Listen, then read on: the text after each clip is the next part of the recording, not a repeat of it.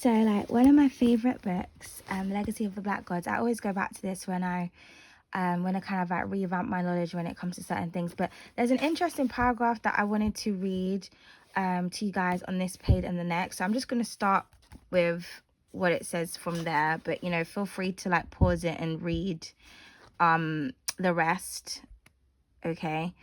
But so I'm going to start from where it says, man had fallen in his awareness of reality and lost large portions of his cultural collective memory in the process.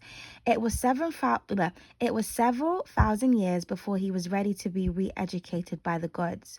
The gods, who were nothing more than the ascended masters present on earth before the final Atlantean catastrophes, had ascended into the fourth and fifth dimensions where they could monitor the third dimension and its re-evolution.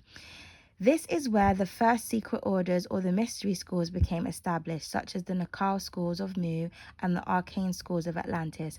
As man began once again to become more and more calculative and creative, the gods would initiate some of them into the mystery schools. The plan was to raise the African in degrees of knowledge in order to empower them to take positions of kingship. But as for the layman, another level of awareness of reality was brought into being. The concept of God was created, okay? Now, this is what I really wanted to read. The concept of God came out of the loneliness of intelligent Homo sapien. When this being evolved to the point where it could separate hate from love, fear from courage, be decisive, make decisions, become possessive, inbred desire, need, want, jealousy, and loneliness. When human beings feel that no other human quite understands them or can't satisfy their craving, they created the God concept, a universal father or a grandfather type that is ever forgiving and most merciful, even to the point of justification for wrongdoing through confession and forgiveness. As we progress further on with the 7 sub-races of the Atlantean and the Aran era, we will see how exactly mankind's mental faculties developed over time. Okay. So yeah, this is a really good book that talks about what happened before, you know, everybody was created and the concept of everything, and like how there was a page, I don't even remember what page it was, when it was talking about the concept of, wait, is it this one? I can't remember what page it was, but it was talking about the concept of the underworld, how the Europeans would refer to it as kind of like the devil, or, you know, just evil, like hell. But actually the underworld is just another terminology for the subconscious mind, like above and as below. So you've got the conscious mind and the subconscious. So yeah, this is like a really, really good book. I'm just trying to think, because I know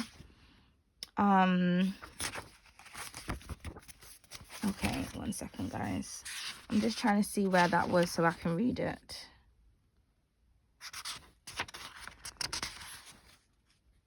Was it this one? Yeah, it's okay, where is it? 1 second. For example, we are led to believe that the underworld is the abode of the devil or the abode of demons. This is by way of esoteric meaning or typically European interpretation. Esoterically, definitions of the underworld, however, suggest that the underworld is actually referring to the collective unconscious, the amenta or the akasha of the African man and woman. The underworld in this context refers to an aspect of the divine astral light, which is divided into 2 main regions, the Emetet and the Tuat. Tuat represents the lower, the underworld or the subconscious mind, and Emetet represents the upper or the subconscious mind. Tuat, therefore, is governed by the Neter Asur, whereas I can't pronounce these words. Ementet is governed by the Neter Tahuti. There we go. Shambhala, on the other hand, is referring to the 4th and 5th dimension abodes in the earth. Dr. York and Dr. Delbert Blair taught and wrote about these realities over the last 30 years.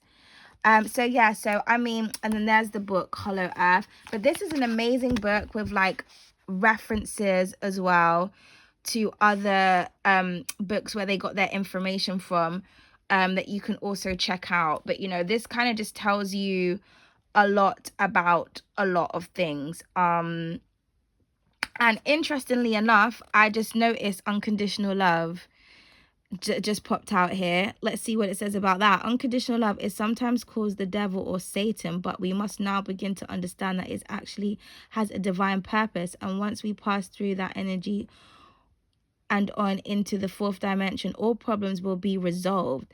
That is the purpose. The devil, Satan, Lucifer, or negativity is not a burden. It is not your punishment, and it is equally not wonderful. It is rather your opportunity to resolve all unresolved issues, the previously unresolvable, and the goal of the literally recreating life. Sorry. Okay. Wait, let's just read that. Negative energy or fear, which seems to oppose unconditional love. Yeah, I was going to say, like, what? They're saying, like, what? Yeah, so negative energy, which seems to oppose, yeah, unconditional love. Okay. Yeah. So, I mean, I'm going to have to reread that chapter. That talks a lot about Lucifer and, as it says, the true nature of polar energy. Okay, so this is a really good book if you kind of want to understand things. There is a whole chapter here as well about the zodiacs, signs and everything like that. Okay, but yeah, I always say to people, like, knowledge is power. I don't even like go back and forth and argue with certain people about certain things anymore, because a lot of people are really, they're still very much conditioned. And knowledge is out there for everybody to kind of retrieve, like for everyone to have such an ignorant mindset about so many different things and just focus on so much superficial things, you know, is just proof that, you know, conditioning and programming really is powerful. But you know, even in this book, like, as I read through one of the chapters, that's what the whole God concept is for. Like, there's some people that are in the mystery schools, they're just not of this world, and they're here to do a mission, and they're actually you know, descendants of the ascended masters. And then you've got like the others who just kind of just ride the wave, that are just stuck in the matrix. It's really important for you to kind of understand actual history, and history outside of so many other different things. Like, especially I find that, you know, the American culture, the Black American culture is very obsessed with like Egyptian culture when it comes to African culture, but there are so many different dynasties and everything that ruled, so many different queens and stuff that ruled in different parts of Africa as well. You know, so it's just about kind of understanding, like, even the terminology black and white, that was something that the Europeans brought to us. Like, we're not actually referred to as black people. Like, black isn't actually a race. You know, but again, you know, information. But The Legacy of the Black Gods, this is a really good book that I always recommend to a lot of people. As you can see, it says coming forth from the Akashic Records, Paul Simons. He's a really good author, and he's got a lot of other books. I would get some of my other books right now, but I just wanted to just concentrate on that paragraph.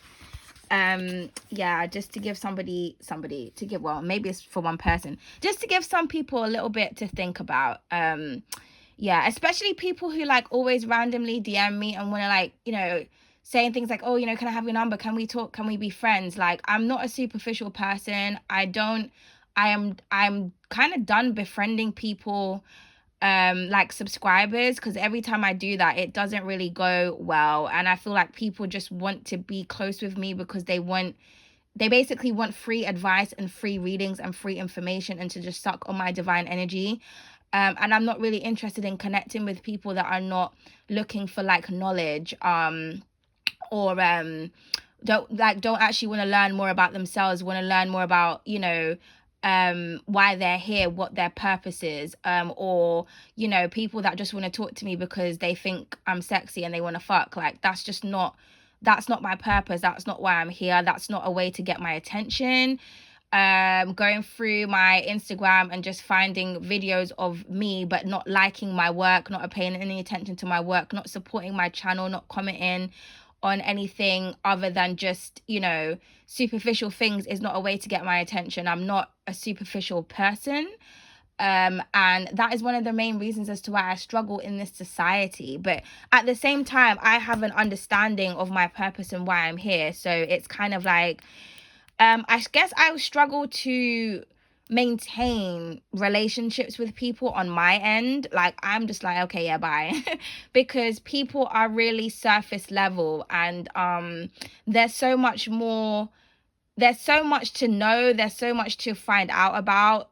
History, culture, and knowledge is like a really beautiful thing. And I feel like if more people paid attention to kind of like, you know, understanding themselves and their purpose and kind of breaking things down, there wouldn't be such like chaotic energy, especially when it comes into readings and just the whole, like, all people really care about these days is like twin flames and soulmates, when I can guarantee you majority of those readings, as I always say, are misinforming you and keeping you stuck in a cycle. 1111, as I just said that when I looked down at the phone. Do you know what I mean? Like, so yeah. I remember that paragraph that we just read that said about the God concept that Homo sapiens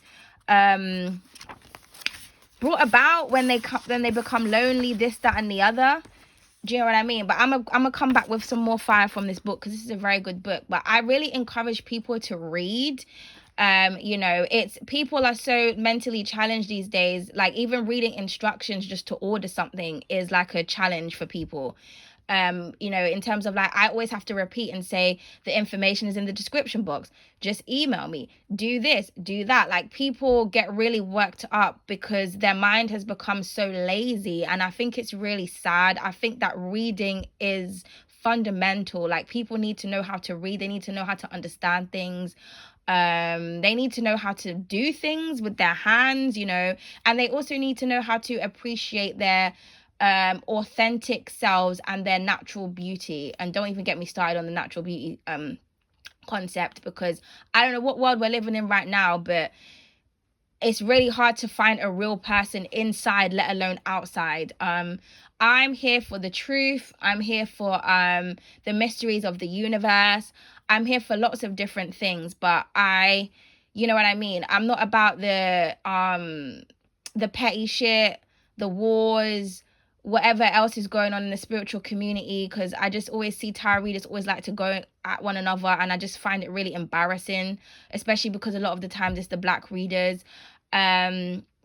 And for the crazy people that keep DMing me, like, I don't mind if people email me or they message me and they say something really nice or really kind, or they really like my channel or something like that. But all these people that are like thirsty, or all the trolls, go and read a book before you come to me. Okay? And thank you so much. I just had the need to share this information with you guys today. I hope you guys are doing well. I will be doing more readings for the zodiac signs, but as I always said, I am only giving additional readings to people who show support. I really don't understand why people get upset with me when I don't do more readings, but yet they don't show love. Like, I